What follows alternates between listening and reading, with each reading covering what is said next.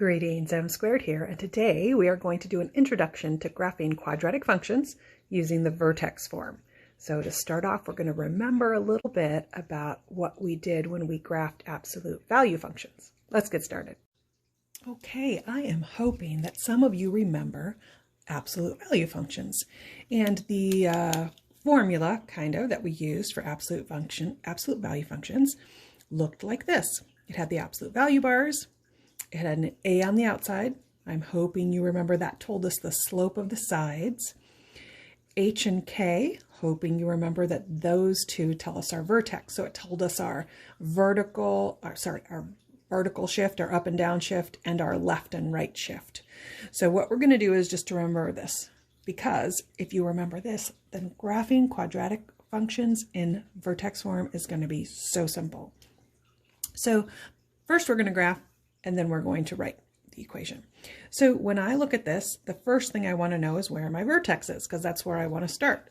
So I know that because there's a minus sign right there and a plus sign right there, that this minus sign is telling me that that's H, not with the negative, but just the H. So I know that I've got to kind of do the opposite of what I see. So the vertex is a point. So I know that my X coordinate of my vertex is going to be 2, because that says minus 2. And my Y coordinate is going to be negative 4. So I now know my vertex. I can go ahead and graph that if I want. 2, 1, 2, 3, 4. Okay, I know that that's my vertex. And I know that an absolute value is going to look like a V. So then I know my axis of symmetry if I know my vertex, because that's always the line that goes right down through the vertex, the vertical line. So that's why it's an X equals line. And then it's whatever that X coordinate is. So we know that it's X equals 2. Now, does this absolute value function open up or open down? Well, A is 3, and that's a positive 3. And whenever A is positive, we know it opens up. So it's going to look like that. That's important when I graph it, because I want to know which way it goes. Well, what are the slopes of the sides? Well, I know that this slope is going to be negative and this slope is going to be positive, and that A value tells me. So I know this side's going to be a negative 3 and that side's going to be a positive 3. So then that makes it really easy to graph, because on this side, I'm going to go up 3 and right 1, but on this side, I'm going to go up 3 and left 1. And then I just keep doing that. Up 3, did I go up 1, 2, 3, over 1? I think I messed up on that one. And I'm going to connect the dots, because I knew that the slopes were 3 and negative 3. I didn't write them on the line, but that's okay. And so that's how I graph the absolute value function. And now I'm going to go backwards. I have the graph, so I'm going to answer these questions and then write the equation, because I need to know how to do it both ways. So I'm going to find my vertex first. So 1, 2, 3, 1, 2, 3, 4, 5. So I went left 3 and up 5. So there's my vertex. My axis of symmetry is always the X coordinate of the vertex. So X equals that. Does it open up or down? It's pretty obvious. It opens down, and what that tells us is that A is a negative. And then the slope will tell us what that negative is. So if I go down 1 and right 2, my slope is going to be 1/2. So on one side it's going to be 1/2, on the other side it's going to be negative 1/2, right? This side is a positive slope, this side is a negative slope. So my equation, because it opens down, is going to be y equals a negative, and then I'm going to have 1/2, and then the absolute value signs, and then I'm going to have X, and then it's the opposite of what you see there, so it's going to be plus 3 and then a positive 5. And that is how I write the equation. Now, if you remember that, what we're going to do is going to be relatively easy. So let's look at these two formulas, the absolute value function and the quadratic function. And who can tell me something they either notice that's the same about these or that's different? Well, I noticed that both of them are functions. You can tell that because of the f of x in front of each before the equal sign. So they're both functions because they have f of x equals. And there's our f of x and our f of x. Both indeed have an f of x. So we put that under the compare column. Well, what I noticed is that both of the functions have an h and a k. Okay, they do both have an h and k. We see the h there, the k there, and let's just remind ourselves that h always moves things left and right, and k is going to move things up and down. So good job noticing that. I noticed something that's different about them. So I'm going to contrast the absolute value function with the quadratic function. The quadratic function has parentheses with a squared, and the absolute value function has absolute value bars. So that's how you can tell the difference in the two functions. Yeah, so this guy over here has absolute value bars. This guy over here has parentheses and squared. But pretty much that's the only thing you're going to find different about these two, isn't it? Nice observation. In front of the h, both of them have minus signs. And in front of the y, both of them have plus signs. Very interesting. Yes, inside the parentheses, or the absolute value, there's a minus h or minus sign, and then outside you always have that plus sign. Very nice. I got something. I noticed that they both have an a in front of the function. A! They do both have an a. Very nice. Don't need the sound effects, but let's remember what a does. A does two things. A tells us whether it opens up or down. Remember, that was negative. If a is negative, it opens down. If it's positive, it opens up. It also tells us whether it's vertically compressed or vertically stretched. Remember, if the absolute value of a was bigger than 1, it was vertically stretched. If it was between 0 and 1, then it was vertically compressed. Okay. Nice job, everybody. Thanks for helping me compare and contrast the quadratic function and the absolute value function. So because we remember all those things about absolute value, what a does, what h does, what k does, now I want you to look at a function we haven't done before. It's a quadratic function in vertex form. We're going to talk about that a little bit later. But just looking at it, you should be able to tell some things because of what you know about absolute value functions. So who would like to tell me something they know just from previous knowledge about this quadratic function? The -2 tells us that the parabola is going to open down. It's going to be upside down.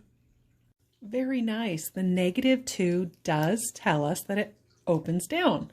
And remember, it's kind of a U shape, so I just drew a picture of it.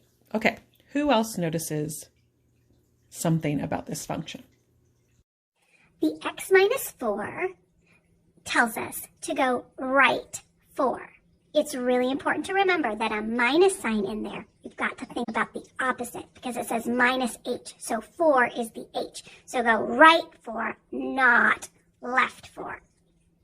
Oh, very nice. The x minus 4 does tell us that we would move it 4 to the right. Important to remember about that opposite thing. If it says -4, it means right 4, but that's only if it's in the parentheses. All righty. Who's got something else? The +9 tells us that we're going to go up 9. Very nice. The 9 does tell us that it moved up 9 units. Great. And something else. Anybody else? The absolute value of a tells us whether it's vertically shrunk or vertically stretched. So we have to remember to find the absolute value of a. Well, a is -2. The absolute value of -2 is 2. That means it's vertically stretched. Very good. The -2, the absolute value of that is 2, and then that would tell us that the parabola is vertically stretched. So it's going to look a little narrower or skinnier than that parent function. Awesome job, guys. Now, what I'd like to do next is go over a reference sheet. I'm going to put this reference sheet in the description, a link to it, so that if you actually wanted to go print this off, you could. For my students, it'll be in Canvas, linked there. It's just a nice thing to have.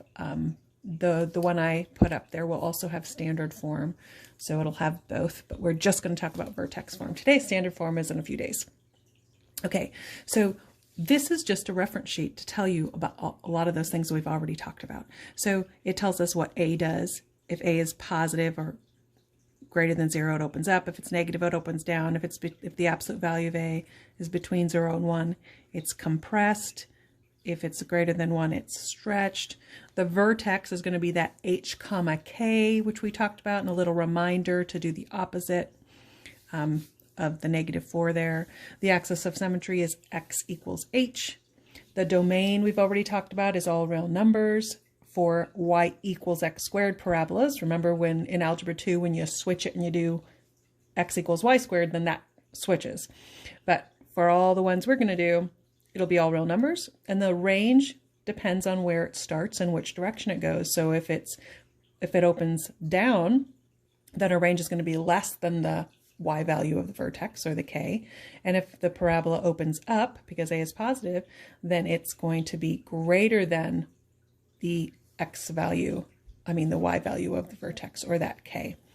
And then finally, the x and y intercepts, right? The y-intercept is just where it crosses the y-axis. But if you don't have a graph, if it's just in standard form, then you would find that y-intercept by going here and putting a 0 in for x, and subtracting and squaring and multiplying and adding k, and you'd find your y. And then to find the x-intercepts, that is going to be something we do next unit, but just so you know, there's 5 different ways to solve for x, but like I said, we're going to do that later. But to know, sometimes you don't have any x-intercepts, sometimes you have 1 because the vertex is on the x-axis, sometimes you have 2. So we'll talk more about that next chapter. Our goal today is, can you look at a graph of a quadratic function and write the equation? Now, because I haven't talked about patterns, this is just an intro lesson. Next lesson will be about patterns.